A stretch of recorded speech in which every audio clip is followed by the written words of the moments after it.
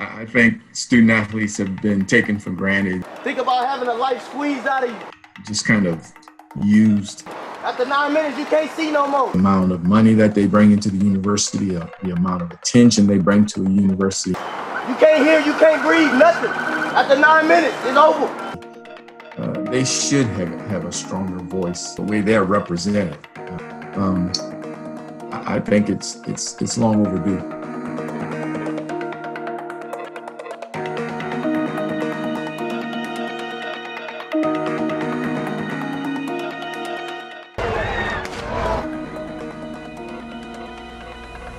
All right, those pops you just heard were beanbag shots. According to the crew we had on the scene, these protests were unplanned and started just after 10 p.m. last night in response to both an Austinite who was killed by police last month, Michael Ramos, and a Minnesota man killed this week, George Floyd.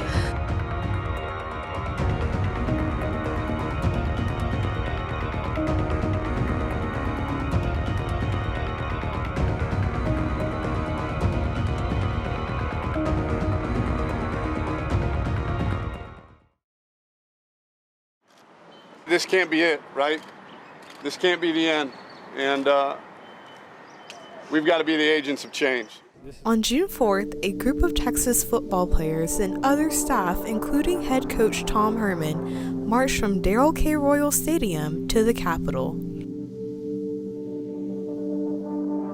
Days later, UT football players expressed their concerns about how the university handles situations pertaining to racism on campus.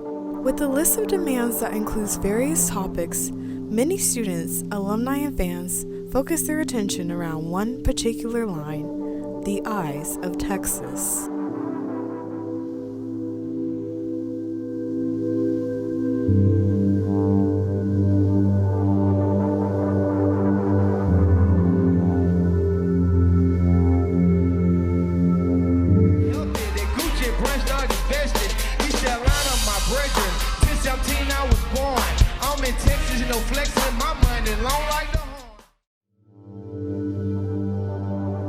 Talked to his students at Washington and Lee University, would end each one of his presentations by saying, "The eyes of the South are upon you." Well, there was a president of the University of Texas who adapted that to Texas, and at the end of all his presentations to faculty and staff would say that the eyes of Texas are upon you. In this series, we've discussed the history of UT's protests.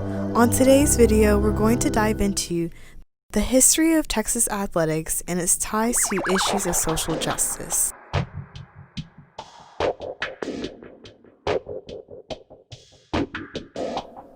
When senior anthropology major Jacob Baker heard about the demands from student athletes and various students, he decided to educate himself and do some research. This led him to create a petition for the Robert Lee Moore Building, also known as the RLM, to have a name change. So I made the petition as an effort to, get the administration to rename the name of the RLM building, because in the wakes of all of the Black Lives Matter protests after George Floyd's murder, I just started looking around what's going on around UT. Soon after, the Black President's Leadership Council and other student athletes met with interim President Hartzell, the university made changes.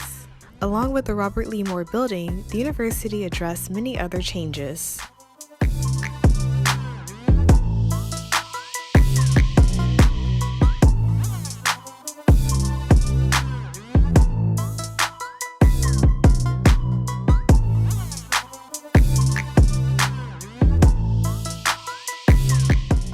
The university will continue to have the Eyes of Texas as its school song, but they will now address its racial history.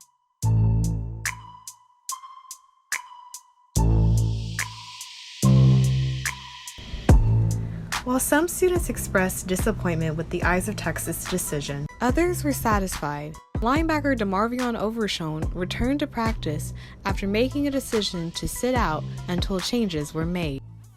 I think most people are aware of the fact that sometimes in cases like this, the thing that kind of stifles this kind of effort is a lack of unity. Or some players may feel that, okay, well, I got what I was looking for, so I'm going to move on and go ahead and do what I'm being asked to do, while others may have stronger motives, other objectives, and want to continue on. But of course, if they're not unified, there's far less power. Playing college football has taught me a ton of lessons, but probably the one I'm most thankful for is the relationships and friendships that I've built with my teammates. I've realized that nobody should be treated differently because of their skin color, and I've formed unbelievable relationships. I'm going to speak up on the male sports. I feel like they're very far removed, and I feel like some of them are not very connected with, they don't understand a lot of issues, realize that those issues affect them, but they're just so far removed. And I also think there's a lot of exploitation that goes on with college athletes and recruiting and things like that. And I feel like that causes them to be even further removed from the issues that we're dealing with. But I think now is kind of like a time where that they're realizing that at the end of the day, we're all kind of fighting the same struggle, even though they're like very separate from us on campus. Like they don't really interact much with the Black community. And then my grandparents were Panthers in New York City, right? And they would always tell me that, my generation. Texan!